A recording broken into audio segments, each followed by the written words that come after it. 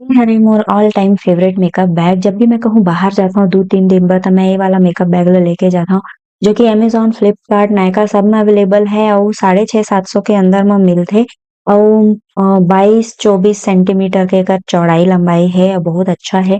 मोर एमा ना मेकअप के साथ-साथ श्रृंगार के सामान में भी आ जाथे मतलब चूड़ी, बिंदी वगैरह जब भी 2-3 दिन में बाहर जाना है तेकर बर बहुत अच्छा है। बैग में आसानी से आ जाथे, कोई भी सामान टूटे नहीं, खराब नहीं होए काबर की मेकअप बैग जो है ना काफ़ी मोटा है।